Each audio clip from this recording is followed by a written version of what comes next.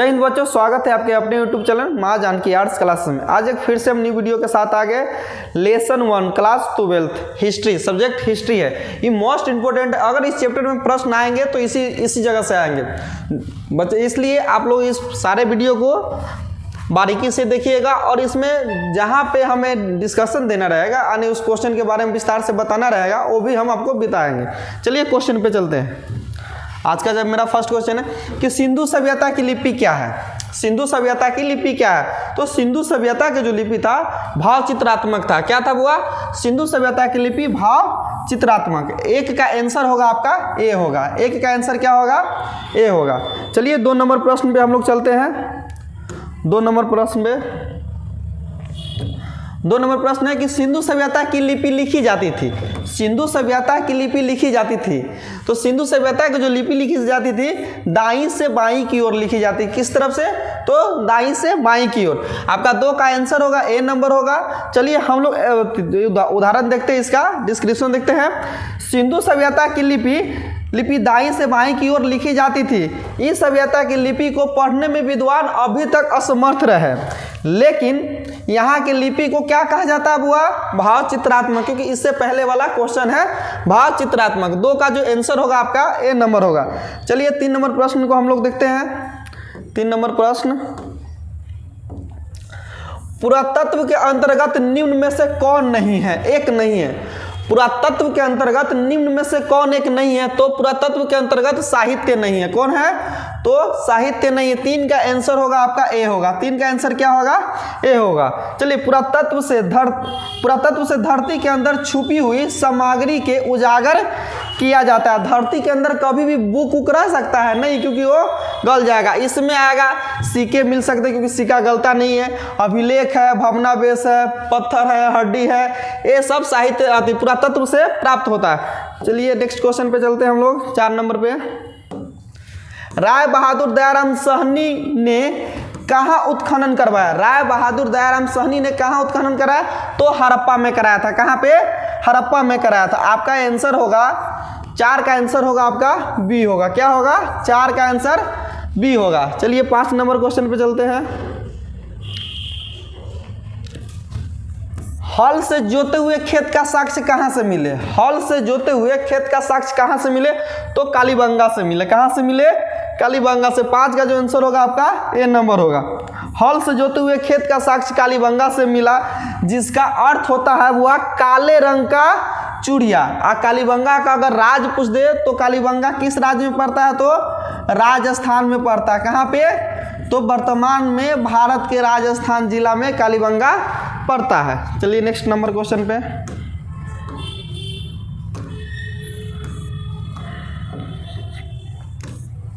रखालदास बनर्जी को मोहनजोदड़ो के अवशेष किस वर्ष प्राप्त हुआ? रखालदास बनर्जी को मोहनजोदड़ो के अवशेष किस वर्ष प्राप्त हुआ? तो 1922 में हुआ था। कब हुआ था? तो 1922 में। 6 का आंसर होगा सी नंबर। रखालदास बनर्जी को सिंधु नदी के तट पर मोहनजोदड़ो का खुदाई किया और इनको प्राप्ति हुई कि यहाँ पे एक और स्थल है। हड़प्पा नगर के बाद दूसरा जो सिंधु सभ्यता के जो नगरे खुदाई की गई वो मोहनजोदड़ो था। कौन था बुआ? मोहनजोदड़ो था। जिसको खोज किसने किया था? तो आरडी बनर्जी शॉर्टकट में कभी भी दे सकता है या रखालदास बनर्जी दे सकता है। चलिए नेक्स्ट नंबर पे चलते हैं हम लोग। कालीबंगा किस नदी के किनारे अवस्थित है? कालीबंगा किस नदी के किनारे अवस्थित है? तो कालीबंगा जो है सरस्वती नदी के किनारे अवस्थित है। किस नदी के किनारे? तो सरस्वती नदी के किनारे। आपका आंसर होगा 7 का आंसर होगा डी नंबर। क्या होगा बुआ? 7 का आंसर डी नंबर। आइए कुछ इंपॉर्टेंट है यहाँ पे हम लोग देख लेते हैं। हड़प्पा किस नदी किनारे है? तो रावी नदी किनारे। वर्तमान में हड़प्पा कहाँ पे पड़ता है? तो ये पाकिस्तान में पड़ता है। जब भारत का विभाजन हुआ उस समय से पाकिस्तान में पड़ने लगा। सिंधु कहाँ आती? मोहनजोदड़ो कहाँ पे है? तो सिंधु नदी किनारे। ये भी कहाँ पड़ता है? तो पाकिस्तान में। कालीबंगा कहाँ है? तो ये कालीबंगा किस नदी किनारे है? तो ये सरस्वती नदी किनारे है। और किस राज्य में? तो राजस्थान में पड़ता है। लोथल कहाँ पे? तो भोगवा नदी किनारे। और किस राज्य में पड़ता है? तो गुजरात में। अगर नदी से क्वेश्चन आएगा तो आपको यही 4 आ सकता है। ये बहुत ही नदी के लिए VVI है, वो एकदम VVI है। नदी से जब भी क्वेश्चन आएगा तो यही 4 गो, इससे बाहर आपको नदी से क्वेश्चन आएगा ही नहीं। चलिए 8 नंबर प्रश्न पे चलते हैं कि गंदे पानी की निकासी की समुचित व्यवस्था सर्वप्रथम किस सभ्यता में देखने को मिला था? किस सभ्यता में देखने को मिला था? तो सिंधु सभ्यता में सबसे पहले गंदे पानी की समुचित व्यवस्था को निकासी करने के लिए देखने को मिला था। आपका 8 का जो आंसर होगा, 8 का आंसर होगा ए नंबर होगा। इसका कुछ हम डिस्क्रिप्शन भी देख लेते हैं। गंदे पानी निकासी की समुचित व्यवस्था हड़प्पा सभ्यता में देखने को मिली, क्योंकि यहाँ शहर की तरह रहन सहन थी। जिस तरह मुंबई चेन्नई, उसी तरह प्राचीन काल में हड़प्पा सभ्यता था। तो आपका 8 का आंसर होगा बाबू ए नंबर होगा। नेक्स्ट नंबर पे चलते हैं हम लोग। नेक्स्ट पे चलते हैं 9 नंबर पे। कालीबंगा भारत के किस राज्य में अवस्थित है? कालीबंगा भारत के किस राज्य में अवस्थित है? तो राजस्थान में अवस्थित है। किस राज्य में? राजस्थान में। 9 का आंसर होगा आपका सी नंबर। कालीबंगा भारत के राजस्थान राज्य में स्थित है। यह घग्गर नदी के किनारे अवस्थित है। इसकी खुदाई 1951 में अम्लानंद घोष ने किया था। चलिए 19 का जो आंसर होगा आपका 9 का आंसर होगा सी नंबर होगा, जो लिख दिए हैं।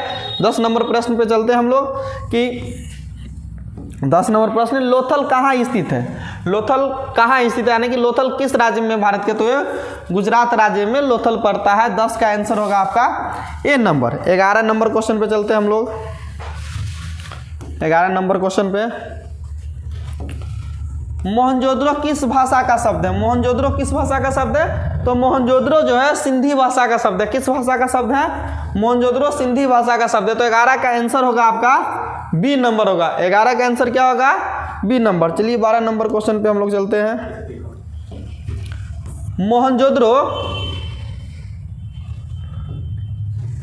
मोहनजोदड़ो किस नदी के किनारे बसा हुआ है? मोहनजोदड़ो किस नदी के किनारे बसा हुआ है? तो मोहनजोदड़ो है सिंधु नदी के किनारे बसा हुआ है। किस नदी के किनारे? सिंधु नदी के किनारे। तो 12 का आंसर होगा आपका ए होगा। थोड़ा एक्सप्लेनेशन देखते हैं कि मोहनजोदड़ो सिंधु नदी के किनारे स्थित है। इसकी खुदाई क्या हुआ? इसका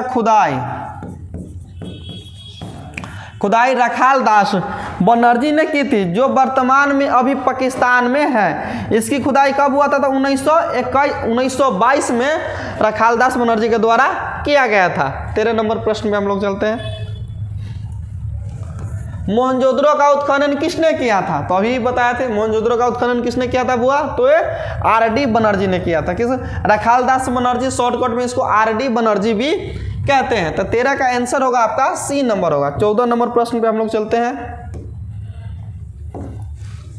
सिंधु घाटी सभ्यता की जुड़वा राजधानियां थी। सिंधु घाटी सभ्यता की जुड़वा राजधानियां थी। तो हड़प्पा और मोहनजोदड़ो को सिंधु नदी घाटी की जुड़वा राजधानी भी कहते हैं। 14 का जो आंसर होगा आपका सी नंबर होगा। एक क्वेश्चन आप यहां से कमेंट सेक्शन में दीजिएगा कि हड़प्पा और मोहनजोदड़ो का जुड़वा क्या है?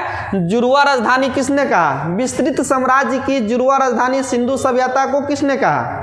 तो ये आपको कमेंट सेक्शन में इसकी उत्तर देना है।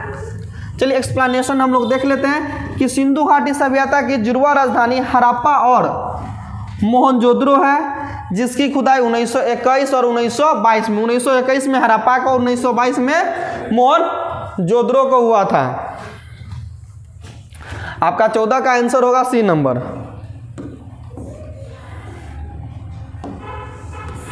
मोहनजोदड़ो का उत्खनन किसने किया था? मोहनजोदड़ो का उत्खनन किसने किया था? तो RD बनर्जी ने किया था। किसने? तो RD बनर्जी ने। चलिए 15 नंबर क्वेश्चन पे, सिंधु घाटी सभ्यता में विशाल स्नानागार के अवशेष कहाँ से प्राप्त हुआ? तो विशाल स्नानागार का जो अवशेष हुआ था वो मोहनजोदड़ो से प्राप्त हुआ था। कहाँ से? तो 15 का आंसर होगा आपका बी, मोहनजोदड़ो से। चलिए कुछ एक्सप्लेनेशन देख लेते हैं कि विशाल स्नानागार का अवशेष मोहनजोदड़ो से मिला है, जिसकी लंबाई जो था 11.88 मीटर, चौड़ाई 7 मीटर और गहराई 2.43 मीटर था। इस विशाल स्नानागार का उपयोग विशेष अवसरों पे किया जाता है, पूजा प्रतिष्ठा के लिए जब करते थे तो इसमें नहाया जाता था। चलिए हम लोग 16 नंबर क्वेश्चन पे चलते हैं।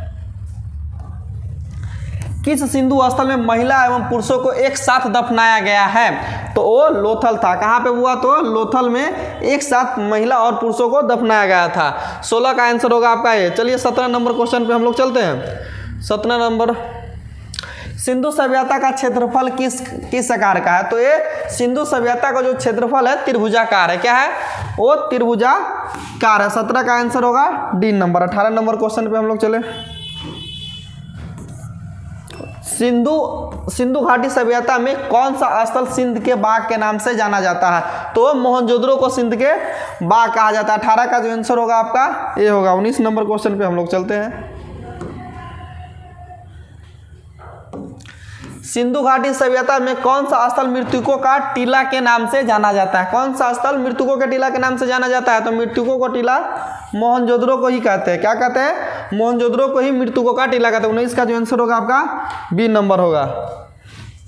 20 नंबर प्रश्न पे हम लोग चलते हैं। 20 नंबर, सिंधु वासियों के प्रमुख देवता कौन थे? सिंधु वासियों के प्रमुख देवता कौन थे? तो पशुपति महादेव थे। कौन थे बुआ? तो पशुपति महादेव। 20 का जो आंसर होगा आपका सी नंबर होगा। 21 नंबर प्रश्न पे हम लोग चले कि सिंधु सभ्यता का किस देश के साथ व्यापारिक संबंध नहीं था? तो ये चाइना के साथ यानी कि चीन के साथ व्यापारिक संबंध नहीं था। देख लीजिए, सिंधु सभ्यता का सभी देशों के साथ अच्छा संबंध था, साथ ही व्यापारिक संबंध भी था, बहुत ही अच्छा था, लेकिन वह चीन के साथ व्यापारिक संबंध नहीं था, क्योंकि सिंधु सभ्यता का चीन के साथ व्यापारिक संबंध नहीं था। सबसे अच्छा मेसोपोटामिया के साथ था। किसके साथ? तो सबसे अच्छा मेसोपोटामिया के साथ। मेसोपोटामिया की सभ्यता थी इसके समकालीन, और चीन की भी सभ्यता इन्हीं के समकालीन था। चलिए 22 नंबर क्वेश्चन पे चलते हैं कि सिंधु सभ्यता में नर्तकी की मूर्ति कहाँ से मिला है? तो सिंधु सभ्यता में नर्तकी की मूर्ति जो है हड़प्पा से मिला। कहाँ से? ये हड़प्पा से मिला। 22 का जो आंसर होगा आपका बी नंबर होगा। क्या? सॉरी, सिंधु सभ्यता में नर्तकी के जो हुआ मूर्ति है हड़प्पा से न बल्कि कहाँ से मिला है? मोहनजोदड़ो से मिला है। क्या से? मोहनजोदड़ो से। एक्सप्लेनेशन में भी दे रखे हैं। 22 का आंसर जो होगा आपका ए नंबर होगा। देखिए, नर्तकी की मूर्ति मोहनजोदड़ो से मिला, जिसका अर्थ होता है मृतकों का टीला। मोहनजोदड़ो का अर्थ क्या होता है बुआ? मृतकों का टीला होता है। 22 का जो आंसर होगा ए नंबर। चलिए 23 नंबर क्वेश्चन पे हम लोग चलते हैं। सिंधु सभ्यता में बंदरगाह नगर कौन था? सिंधु सभ्यता में बंदरगाह नगर कौन था? तो बंदरगाह नगर जो था वो लोथल था। कौन था? बंदरगाह नगर लोथल था। इसका आंसर होगा 23 का आंसर डी होगा। 24 नंबर प्रश्न पे चलते हैं कि सिंधु स्थल से सूती कपड़ा का साक्ष्य मिले हैं। कि सिंधु स्थल से सूती कपड़ा का साक्ष्य मिले हैं। तो ये सूती कपड़ा का साक्ष्य जो मिला है मोहनजोदड़ो से मिला। कहाँ से हुआ? तो मोहनजोदड़ो से। 24 का जो आंसर होगा आपका सी नंबर होगा। कहाँ? 24 का सी। चलिए 25 नंबर क्वेश्चन पे हम लोग चलते हैं। 25 नंबर क्वेश्चन कि सिंधु सभ्यता में गोदीबारा का प्रमाण कहाँ से मिला है? तो गोदीबारा लोथल से मिला है। गोदीबारा को बंदरगाह भी कहते हैं। क्या कहते हैं? यहाँ पे क्वेश्चन घुमा दिया है, बंदरगाह। इसी जगह बंदरगाह का क्वेश्चन देता है तो सब बच्चा पकड़ लेते हैं। यहाँ पे क्या है? क्वेश्चन घुमा हुआ है कि गोदीबारा का मतलब भी होता है बंदरगाह। तो सिंधु सभ्यता में गोदीबारा का साक्ष्य कहाँ से मिला? तो लोथल से मिला है। आपका 25 का आंसर होगा ए नंबर। चलिए 26 नंबर प्रश्न पे चलते हैं। सिंधु घाटी सभ्यता के स्थल में सर्वप्रथम किस स्थल का उत्खनन हुआ था? तो सबसे पहले हड़प्पा का उत्खनन हुआ था। किस स्थल का उत्खनन हुआ था?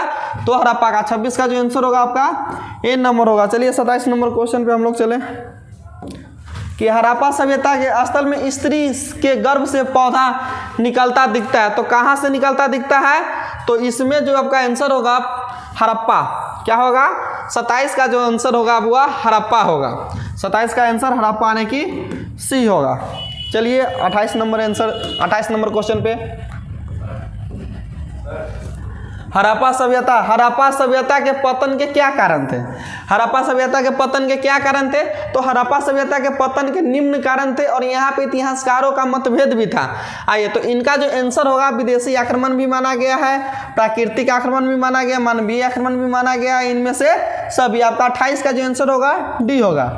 आइए थोड़ा एक्सप्लेनेशन भी देख लेते हैं। हड़प्पा सभ्यता का पतन कैसे हुआ यह किसी को पता नहीं है, लेकिन अनुमान लगाया गया है कि विदेशी आक्रमण, प्राकृतिक आक्रमण या मानवीय कारणों से इस सभ्यता का क्या हुआ बुआ, इस सभ्यता का पतन हो गया, यानी कि विनाश हो गई। 28 का जो आंसर होगा आपका डी नंबर होगा। चलिए 29 नंबर क्वेश्चन पे चलते हैं। हड़प्पा सभ्यता का सबसे महत्वपूर्ण विशेषता क्या थी? हड़प्पा सभ्यता का सबसे महत्वपूर्ण विशेषता थी कि नगर नियोजन व वास्तुकला था। 29 का जो आंसर होगा आपका ए नंबर होगा। 29 का आंसर ए। 30 नंबर क्वेश्चन पे चलते हैं हम लोग। 30 नंबर क्वेश्चन पे हड़प्पा किस नदी के किनारे स्थित है? हड़प्पा किस नदी किनारे है? तो ये रावी नदी किनारे। 30 का जो आंसर होगा आपका ए होगा। 30 का आंसर क्या होगा बुआ? ए होगा। और हड़प्पा की खुदाई किसने किया था? तो ए दयाराम साहनी ने किया था। कब? तो 1921 ईस्वी में किया गया था। आइए 31 नंबर क्वेश्चन पे चलते हैं कि हड़प्पा सभ्यता की सर्वप्रथम खोज किसने किया था? तो हड़प्पा सभ्यता का सर्वप्रथम जो खोज था तो ये दयाराम साहनी के द्वारा ही, साक्ष्य सबसे समर्थ में ये दयाराम साहनी ने ही 1921 ईस्वी में खोजा था। कब हुआ? तो 1921 ईस्वी में। तो इसी को श्रेय जाता है। आइए एक्सप्लेनेशन में देखते हैं। इसका आंसर भी आपका होगा बी नंबर ही होगा बाबू, बी नंबर। तो हड़प्पा सभ्यता की सर्वप्रथम खोज 1921 में दयाराम साहनी के द्वारा किया गया था, जो वर्तमान में अभी पाकिस्तान में पड़ा है। यह रावी नदी किनारे है। जब हमारा देश 1947 में आज़ाद हो गया, उसके बाद जब देश का विभाजन हुआ तो ये हड़प्पा का जो क्षेत्र था वो पाकिस्तान में पड़ गया। कुछ क्षेत्र पाकिस्तान में हड़प्पा सभ्यता का, लेकिन हड़प्पा नगर प्रॉपर ही है, प्रॉपर रूप से पाकिस्तान में ही पड़ता है। आइए हड़प्पा सभ्यता का स्वरूप कैसा था? हड़प्पा सभ्यता का स्वरूप था, ये था शहरी समझौता की तरह था। आपका 33 का आंसर होगा बाबू बी नंबर होगा। ये हड़प्पा सभ्यता का स्वरूप शहरी था। यहाँ पर शहर की तरह प्रमाण मिले हैं। यहाँ पर हर एक चीज शहर की तरह था,